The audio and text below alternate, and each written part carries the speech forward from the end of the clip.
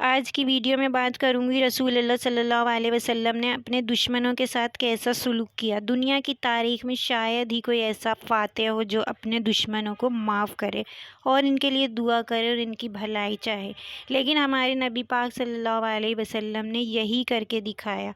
قرآن پاک میں اللہ تعالیٰ فرماتا ہے، اور نیکی اور بدی برابر نہیں ہو سکتی، جو تمہارے ساتھ برا سلوک کرے اس کے ساتھ اچھا سلوک کرو تو وہ ایسا ہو جائے گا جیسے تمہارا قریبی دوست۔ یہ آیت رسول اللہ صلی اللہ علیہ وسلم کے اخلاق کی مکمل تصویر ہے۔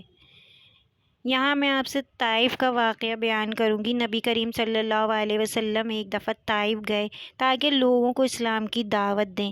وہاں کے لوگوں نے آپ پر پتھر برسائے، آپ کے جسم سے خون بہہ نکلا اور پھر ایک فرشتہ حاضر ہوا اور اجازت مانگی کہ پہاڑ ان پر گرا دیا جائے، لیکن نبی پاک صلی اللہ علیہ وسلم نے فرمایا، نہیں، میں امید رکھتا ہوں کہ ان کی نسل میں سے ایسے لوگ پیدا ہوں گے جو اللہ کی عبادت کریں گے، اور درگزر کی انتہا ہے۔ مکے کی فتح۔ جب مکہ فتح ہوا تو دشمن آپ صلی اللہ علیہ وسلم کے سامنے بے بس کھڑے تھے۔ بدلہ لینے کا سنہری موقع تھا، لیکن آپ نے فرمایا، آج تم پر کوئی گرفت نہیں، جاؤ، تم سب آزاد ہو۔ یعنی جنہوں نے آپ کو ستایا، نکالا اور جنگیں کی، آپ نے سب کو معاف فرما دیا۔ ایک یہودی عورت کا یہاں پر واقعہ بیان کروں گی۔ ایک یہودی عورت نے آپ صلی اللہ علیہ وسلم کے کھانے میں زہر ملا دیا۔ جب آپ نے اس سے پوچھا تو اس نے اقرار کیا۔ آپ چاہتے تو اسے سخت سزا دے سکتے تھے، لیکن آپ نے اسے بھی معاف کر دیا۔ حضرت ثمامہ بن اسال کا واقعہ ہے۔ وہ نبی کریم صلی اللہ علیہ وسلم کے سخت دشمن تھے۔ مسلمانوں نے انہیں پکڑ کر مدینے میں باندھ دیا۔ آپ صلی اللہ علیہ وسلم روزانہ ان سے نرمی سے بات کرتے اور آخرکار بغیر شرط کے آزاد کر دیا۔ ان کے دل پر یہ اخلاق ایسا اثر کیا کہ وہ فوراً مسلمان ہو گئے۔ پھر ایک بڑھیا کا واقعہ یہاں آپ کو بیان کروں گی۔ ویڈیو پسند آ رہی ہے تو کمنٹ ضرور کیجیے اور میرے چینل کو سبسکرائب کیجیے، ویڈیو کو شیئر کیجیے تاکہ لوگوں تک یہ پیغام پہنچے۔ مدینے میں ایک بڑھیا تھی، روزانہ رسول اللہ صلی اللہ علیہ وسلم پر کچرا پھینکتی تھی۔ یہ بہت ہی ایک مشہور واقعہ ہے۔ آپ کبھی جواب میں کچھ نہ کہتے تھے، آپ گزر جاتے تھے اور وہ آپ پر کچرا پھینکتی تھی۔ ایک دن وہ بڑھیا نظر نہ آئی تو آپ صلی اللہ علیہ وسلم نے معلوم کیا تو پتہ چلا کہ وہ عورت بیمار ہے۔ آپ صلی اللہ علیہ وسلم خود اس کے گھر عیادت کے لیے گئے۔ بڑھیا حیران ہی رہ گئی اور بولی، میں تمہیں دکھ دیتی رہی اور تم میرا حال پوچھنے آئے ہو۔ اس اخلاق نے اس کے دل کو بدل دیا اور وہ بڑھیا مسلمان ہو گئی۔ پھر حضرت حمزہ رضی اللہ تعالیٰ عنہ کے قاتل وحشی، ان کی لاش کی بے حرمتی کرنے والے اسلام لے آئے اور رسول اللہ صلی اللہ علیہ وسلم نے انہیں بھی معاف کر دیا۔ یہ انتقام نہیں بلکہ صبر اور رحمت کی اعلیٰ مثال ہے۔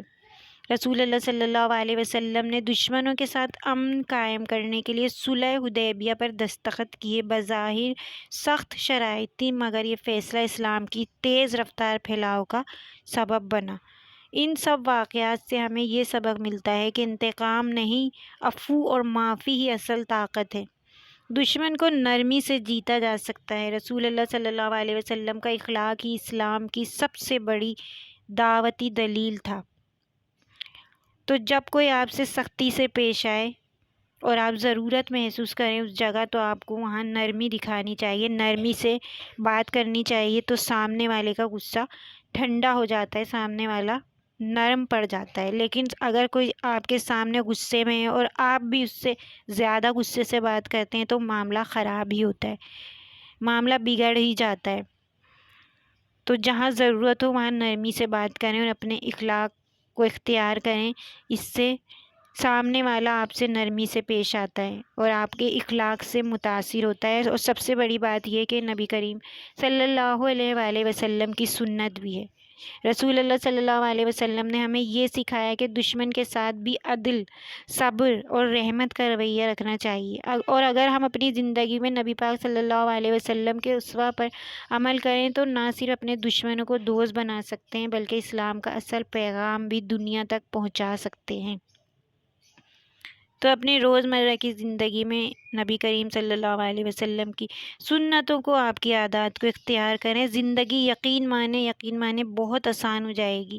بہت سے معاملات جو اتنی سی بات میں مسئلہ بن جاتے ہیں، جب آپ نبی کریم صلی اللہ علیہ وسلم کی سنتیں، ان کی عادات کو اختیار کریں گے نا، تو وہ مسئلے ہوں گے ہی نہیں، ہونے سے پہلے ہی ختم ہو جائیں گے.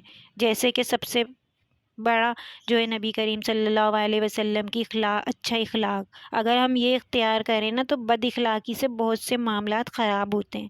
لیکن جہاں ہم اخلاق اور نرمی سے پیش آتے ہیں نا، تو بگڑتا ہوا معاملہ بھی سلجھ جاتا ہے. ویڈیو پسند آئی ہے تو میرے چینل کو سبسکرائب کریں، کمنٹ ضرور کیجیے گا. ویڈیو کو صدقہ جاریہ کی نیت سے شیئر کیا کریں.